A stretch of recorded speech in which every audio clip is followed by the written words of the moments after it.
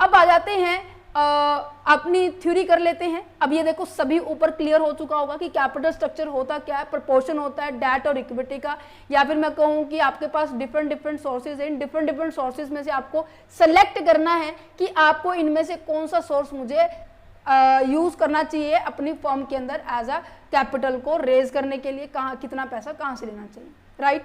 ये तीनों फैक्टर्स आपको समझ में आ गया, डिफरेंस समझ में आ गया। चलो तो अब थ्योरी पढ़ लेते हैं। अब थ्योरी जब भी आती है ना कोई अजम्पशंस लेके आती है। अजम्पशंस का मतलब पता क्या है कि आप अगर ये अजम्पशंस यूज नहीं करेंगे वो थ्योरी एप्लीकेबल नहीं होने वाली है। सो क्या मैं ये कह सकती हूँ कि ये कहीं ना कहीं लिमिटेशन है, राइट।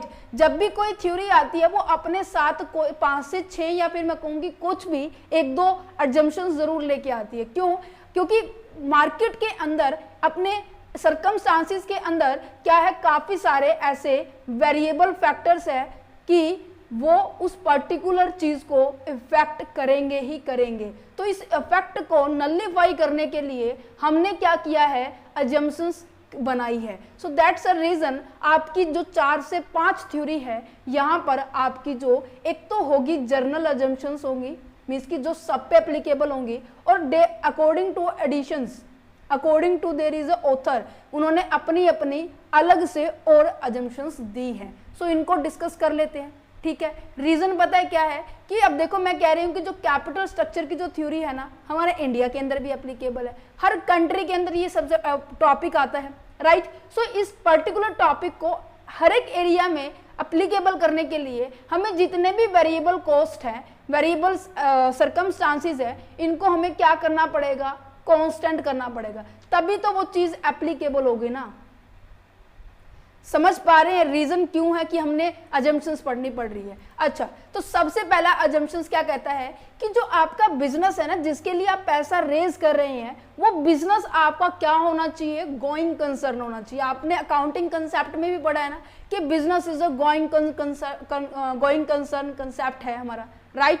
सो वहां पे क्या कहते हैं कि बिजनेस हमारा कंटिन्यूअस लेवल पे क्या रहे, चलता रहेगा। सो यहाँ पे यही बात की है, जो फर्स्ट अजम्पशंस क्या कहती है कि बिजनेस आपका इनफाइनाइट रहने वाला है, परपेचुअल रहने वाला है, लगातार चलने वाला है। अच्छा, जब भी आप अपने बिजनेस को चला रहे हो तो आपको सोर्सेज की रिक्वायरमेंट है, फिनेंस की रिक्वायरमेंट है, और वो सोर्सेज केवल 2 ही होंगे। कहते अच्छा, मतलब इतने सारे जो सोर्सेज मैंने बताए, equity, preference, debt, retained earning, reserve, surplus, इन 6 में से केवल आप 2 का यूज करेंगे, उन्होंने ये कहा है। अच्छा, कौन कौन सा यूज करेंगे? उसने कहा कि डेट का यूज करेंगे और आप इक्विटी का यूज करेंगे।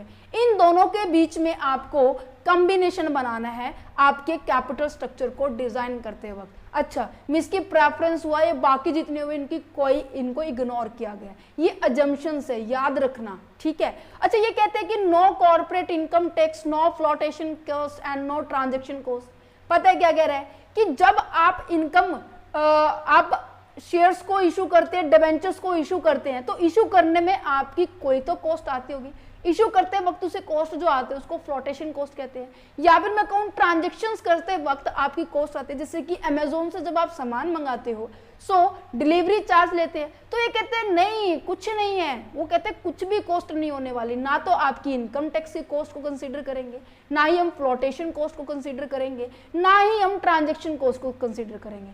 अच्छा, जैसे ही इस इनकम टैक्स के कंसेप्ट को हटा दिया, मैंने आपको अभी बताया था इस लेक्चर के अंदर, जिसके अंदर मैंने डिस्कस किया कि जो डिबेंचर्स हैं उनको इनकम टैक्स का बेनिफिट मिलता है ड्यू टू इंटरेस्ट की पहली पेमेंट होने पर। क्योंकि इंटरेस्ट की पेमेंट हम क्या कर देते हैं, हम पहले कर देते हैं,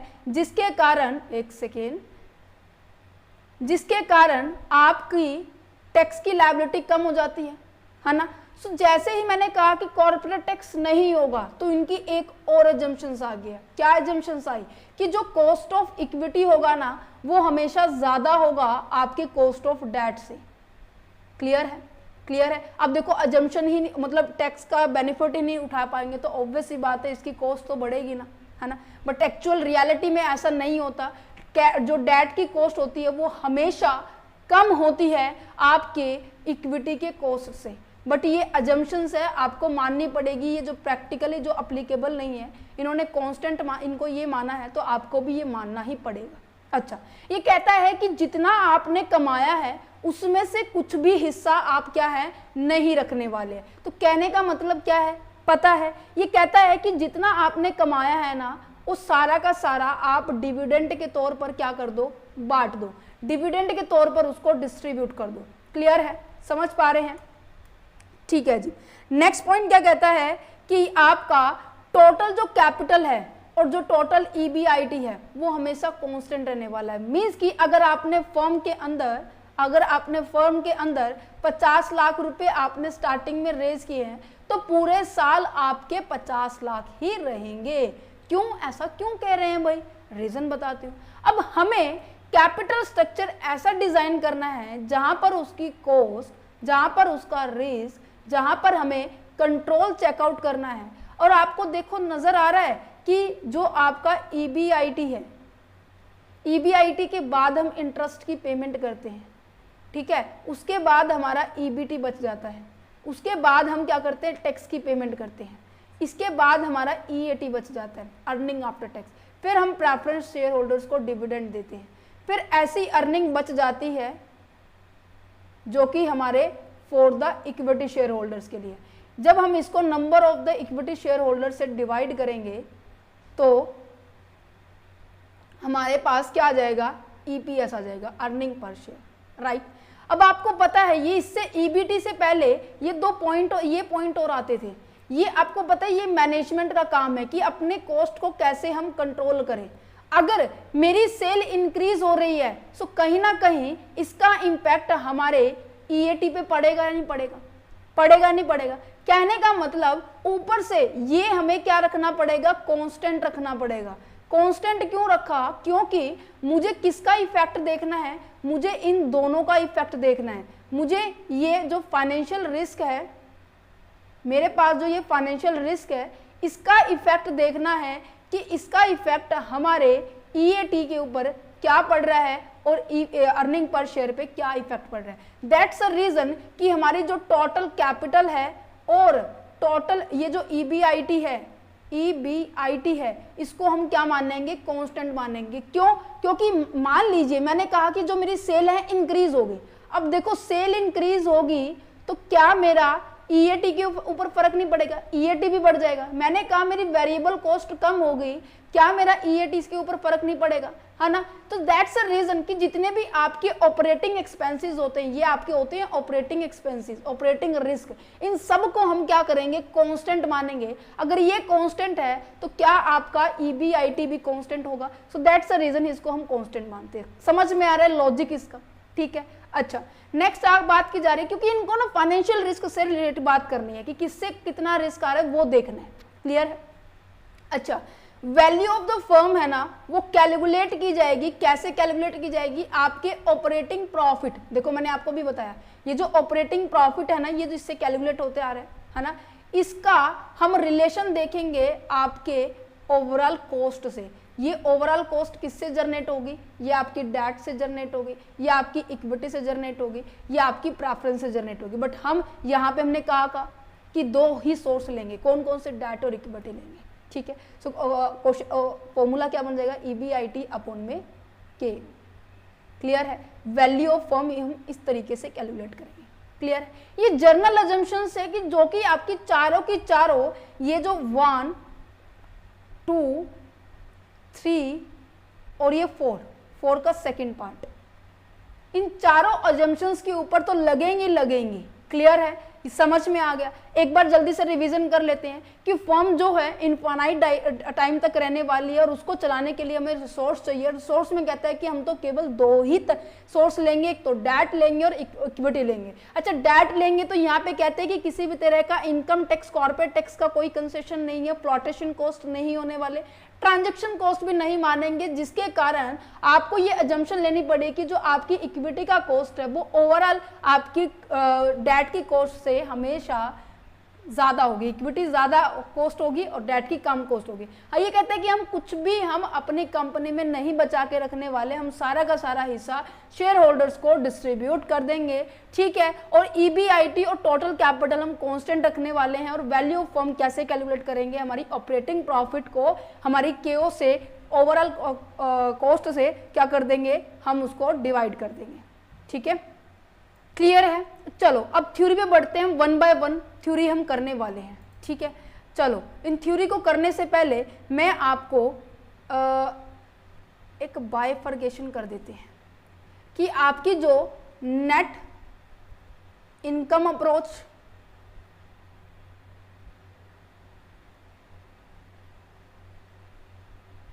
अप्रोच है, एक आपकी नेट ऑपरेटिंग इनकम अप्रोच है। पहले इन दोनों को क्लियर कर ले, इन दोनों को क्लियर कर। क्यों? क्योंकि जो ये पर्सन, ये दोनों की दोनों थ्योरी हम साथ क्यों करें, क्योंकि ये जो पर्सन है ना, इन दोनों जो थ्योरी को क्रिएट करने वाला एक ही व्यक्ति है, जिसका नाम क्या है, डेविड डुरांट। ओके, इस पर्सन ने क्या किया है, पहले इस थ्योरी को इंट्रोड्यूस करवाया, NI अप्रोच को, देन इसने किसको इंट्रोड्यूस करवाया, NOI अप्रोच को। ध्यान से सुनना, ये क्या कहता है, ये अब देखो सारी की सारी एजम्पशंस यूज होंगी। हमने डिस्कस किया था कि कंपनी के पास केवल 2 ही सोर्सेज है, एक हमारे पास डेट है, एक हमारे पास इक्विटी है, ठीक है।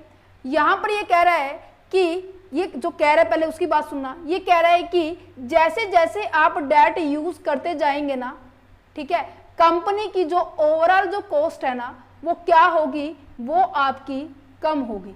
ये आपको मैं प्रूफ करके दिखाती हूँ, देखो ध्यान से। ये इसने ये कहा था सबसे पहले, इस व्यक्ति ने, ये व्यक्ति यहाँ बना देते हैं डेविड डुरांट जी को। ये कहते हैं कि जैसे जैसे हम डेट को यूज करेंगे ना, डेट की अमाउंट को यूज करेंगे ना, हमारी ओवरऑल जो कॉस्ट है वो क्या हो जाएगी, कम हो जाएगी। एग्जाम्पल के तौर पर एग्जाम्पल लेते हैं कि एक तो आप क्या कर रहे हैं फर्स्ट टाइम के अंदर, कि आप केवल कंपनी के अंदर ओनली इक्विटी इशू कर रहे हैं, ठीक है। ध्यान से सुनना, इक्विटी इशू कर रहे हैं। मैंने कहा कि आपने इक्विटी 30 लाख की इशू की, ठीक है। और दूसरे पोर्शन में मैंने कहा कि आपने इक्विटी के साथ साथ आपने डेट की अमाउंट को भी यूज किया। अब मैंने आपको एक और आपने अजम्पशंस याद रखनी है कि जो भी आपका कैपिटल स्ट्रक्चर है वो सेम रहने वाला, टोटल कैपिटल रिमेन कांस्टेंट रहने वाली है, राइट। तो टोटल तो 30 लाख ही रहने वाली है। सो मैंने क्या किया कि 10 लाख इससे ले लिए और 20 लाख मैंने डेट से ले लिए, ठीक है। समझ में आ रहा है? दूसरी जो अजम्पशंस थी मैंने आपको लर्न करवाई, ये याद हो गया, समझ में आ गया। अच्छा, मैंने आपको एक और चीज बताई थी कि जो कॉस्ट ऑफ इक्विटी है हमेशा ज्यादा होगी कॉस्ट ऑफ डेट से। अजम्पशन सारी अप्लाई करनी है मुझे, है ना। सो मैंने क्या किया, कॉस्ट ऑफ जो इक्विटी है ना वो 15% मान लेती हूँ, ठीक है। तो इसका ओवरऑल जो कॉस्ट कितनी आ गई है, ओवरऑल कॉस्ट निकाल के देख सकते हैं कि जैसे हमने नॉर्मल फॉर्मूला था, कॉस्ट अपॉन में कैपिटल इनटू में 100, तो कितना आएगा, कॉस्ट कितनी आएगी बेटे, ध्यान से कैलकुलेट करना। 30 लाख के ऊपर हमें 15% निकालना है, तो ये 4,50,000 रुपये आ गया। 4,50,000 रुपये हमारी कॉस्ट है, और इसके ऊपर जो कैपिटल मैंने अरेंज की थी वो कितनी थी, 30 लाख थी, ठीक है। मैं कैलकुलेटर का यूज करके यहाँ से इसकी परसेंटेज निकाल सकते हैं। सो ये निकल कर आई मेरे पास 15 ही % निकल के आई है, राइट, 15%, ठीक है। समझ में आ गया। अच्छा, दूसरे तरीके से और देखते हैं कि जब मैंने डेट के साथ साथ इक्विटी को भी रेज किया तो मेरी ओवरऑल कॉस्ट क्या है, कितनी आ रही है, वो देख लेते हैं। मैंने कहा कि equity at the rate of 15% है और डेट की कॉस्ट इससे हमेशा कम होती है। मैं क्या ले रही हूँ, यहाँ पे ले रहे हैं इसको, मान लीजिए 12%, ठीक है। सो चलो इसका कैलकुलेट कर देते हैं। Same as it is formula apply होने वाला है, कॉस्ट अपॉन में कैपिटल इनटू में 100। सो यहाँ पर हो गया ये 1.5 लाख और प्लस इसकी कॉस्ट कितनी आएगी, 2,40,000, ठीक है। सो टोटल कॉस्ट कितनी आ गई है, 3,90,000, ठीक है। और कैपिटल टोटल कितनी है मेरे पास, वही as it is 30 lakh into में 100। सो इसको कैलकुलेट करेंगे 3,90,000 इंटू 100 डिवाइड में 30 लाख। सो ये आया मेरे पास 13%। क्या आपको ये समझ में आ रहा है कि मैंने कहा कि डेट को यूज करने से इसकी जो ओवरऑल जो कॉस्ट है वो क्या हो रही है, कम हो रही है। क्या मैंने आपको यही बोला था? हाँ जी, मैंने आपको यही बोला था कि डेट की अमाउंट को यूज किया मैंने 20 लाख रुपए। सो मेरी 15% से कॉस्ट, जो कंपनी की ओवरऑल जो कॉस्ट है वो कितने से कितनी हो गई है, 15 से 13% हो गई है। सो क्या मैं इसका ऐसे ग्राफ ड्रॉ कर सकती हूँ? ये क्या है आपका डेट और इक्विटी का रेशो है। यहां पर आपको क्या है, कॉस्ट दी हुई है। अब मैंने कहा कि आपकी इक्विटी कॉस्ट हमेशा ज्यादा होगी तो ये ऊपर होगी, डेट की कॉस्ट आपकी कम होगी, ये नीचे होगी। मैंने जब डेट का कुछ भी प्रपोर्शन यूज नहीं किया तो उस टाइम मेरे कॉस्ट कितनी थी, ज्यादा थी, मेरी कॉस्ट यहां थी, राइट? समझ में आ रहा है? जैसे जैसे मैंने, ये के ही है, ठीक है, ये कह रहे कि जैसे जैसे मैंने मेरी डेट की अमाउंट को इंक्रीज किया, सो यहां पर मेरी ओवरऑल जो कॉस्ट है वो क्या हो रही है, कम हो रही है, के ओ हो रही है। समझ पा रहे हो? समझ पा रहे हो यहां पर मैं कहने का चाह रही हूं, ठीक है? सो यहां पे यही पूरी जो एनआई अप्रोच यही कह रही है कि जो डेविड डोरांट जी ने उसको अप्रोच किया है, इसको इनोवेट किया है, सजेस्ट किया है, ये कहता है कि ये जो अप्रोच है ना आपकी कैपिटल स्ट्रक्चर में, ये आपकी फर्म की वैल्यू से रिलेट करती है। रीजन पता है क्यों है? ये कहते हैं कि जब आपकी ओवरऑल कॉस्ट क्या है, कम हो रही है ना, ओवरऑल कॉस्ट कम हो रही है, क्या आपकी फर्म की वैल्यू इंक्रीज नहीं होगी? जल्दी बताओ। मैंने आपको स्टार्टिंग में बताया था कैपिटल जो स्ट्रक्चर हम प्रिपेयर कर रहे हैं उसका डायरेक्ट इंपैक्ट बढ़ने वाला है हमारी वैल्यू ऑफ फर्म को कैलकुलेट करने में, कि जो कॉस्ट है, रिस्क है और कंट्रोल है, इन तीनों फैक्टर के बेस पर अगर ये तीनों के तीनों कम है, ओवरऑल कॉस्ट हमारी कम है, तो क्या वैल्यू ऑफ फर्म इंक्रीज नहीं होगी? जरूर होगी, राइट? समझ पा रहे हैं? अच्छा, बट ये देखो मैंने कांस्टेंट लिए, यहां पर भी 15% है, यहां पर भी 15% है। ये जो कैपिटल है ये भी आपकी कांस्टेंट है, ये क्या है, ये भी कांस्टेंट है। क्या केडी और केई ये आपकी क्या रहने वाली है, कांस्टेंट रहने वाली है। इस जो थ्योरी है इसका सारांश यही है। ध्यान से समझ में आ गया कि जो ओवरऑल कॉस्ट क्या हो रही है, जैसे जैसे हम डेट से हम कैपिटल रेज कर रहे हैं, हमारी ओवरऑल कॉस्ट क्या हो रही है, कम हो रही है। ओवरऑल कॉस्ट कम होगी तो हमारी फर्म की वैल्यू क्या होगी, इंक्रीज होगी, राइट? तो ये थ्योरी यही कह रही है। देखो ये रेलिवेंट है आपकी वैल्यू ऑफ फर्म के साथ। रेलिवेंट का मतलब ये रिलेट करती है कैपिटल स्ट्रक्चर आपका किससे, वैल्यू ऑफ फर्म के। क्यों? क्योंकि अगर हमारी ओवरऑल कॉस्ट के अंदर आप चेंज लेकर आ रहे हो तो कहीं ना कहीं आपकी टोटल वैल्यू ऑफ फर्म के अंदर भी जरूर चेंज आएगा। क्लियर है? जैसे चेंज क्यों आया ओवरऑल कॉस्ट में, क्योंकि हमने कैपिटल स्ट्रक्चर में चेंज किया। पहले इक्विटी 30 लाख की थी, हमने बाद में 20 और 10 लाख का कॉम्बिनेशन बनाया। मैंने कैपिटल स्ट्रक्चर में चेंज किया जिसके कारण मेरी ओवरऑल कॉस्ट में चेंज आया, और तो टोटल फर्म में भी तो चेंज आएगा ना, उसकी वैल्यू में भी तो चेंज आएगा ना, है ना? तो according to this approach more debt finance to be reduce the overall cost. जैसे जैसे मैं डेट से फिनांस को रेज कर रही हूँ, फिनांस रेज कर रही हूँ फ्रॉम द डेट, तो हमारी ओवरऑल कॉस्ट क्या है, वो रिड्यूस हो रही है। मैंने आपको एग्जांपल में भी प्रैक्टिकली करके दिखाया, 15% और आपका 13%। ये क्वेश्चन मैंने इसीलिए लिया था, ठीक है? तो ओवरऑल कॉस्ट कम होगी तो क्या वैल्यू फर्म इंक्रीज होगी? यस, होगी। अच्छा, तो यहां पर आपको एक चीज नजर आ रही थी कि जो कॉस्ट ऑफ डेट है और कॉस्ट ऑफ इक्विटी है वो क्या थी, हमारी कांस्टेंट थी, ऐसे थी, नजर आ रहा है? ये के ई थी, ये के डी था, है ना? चेंज किस में आया था, हमारी ओवरऑल कॉस्ट में चेंज आया था, जो कि हमारी वो इस तरीके से नजर आ रही थी। ये देखो पिक्चर में भी नजर आएगा आपको, ठीक है? ये के ई है, ठीक है, और ये के डी है, ये कांस्टेंट रहने वाली है। जैसे जैसे आपने के डी का अमाउंट डेट की कैपिटल से पैसा रेज किया तो आपकी जो ओवरऑल कॉस्ट है वो क्या हो रही है, वो नीचे की ओर आ रही है। WACC का मतलब क्या है, KO है, ये क्लियर है? और वैल्यू ऑफ फर्म क्या हो रही है आपकी, वो बढ़ती चली जाएगी। ठीक है। सो आप ये याद रखना, कॉस्ट, ओवरऑल कॉस्ट कम होगी तो वैल्यू ऑफ फर्म इंक्रीज होगी, ओवरऑल कॉस्ट आपकी बढ़ेगी तो वैल्यू ऑफ फर्म क्या होने वाली है, डिक्रीज होने वाली है। इनके बीच में नेगेटिव रिलेशन है। क्लियर है, समझ में आ गया बेटे, समझ में आ रहा है। देखो ये जर्नल अप्रोचेस जो थी, जर्नल अजम्पशंस थी, इनको भी फॉलो किया, और जो आपकी नॉर्मल जो अजम्पशंस थी जिसकी एक ही अजम्पशंस लेके आया है क्या, कि आपकी के डी और के ई क्या रहने वाली है, कांस्टेंट रहने वाली है, इसकी जो एक्स्ट्रा की अजम्पशंस है, और ओवरऑल कॉस्ट, ये मैंने सेकंड अजम्पशन से मैंने आपको बता दी, ये इसका रिजल्ट है। क्लियर है, समझ में आ गया होगा ये एनआईई अप्रोच, राइट, बहुत अच्छे से तरीके से समझ में आ गया होगा। चलो भाई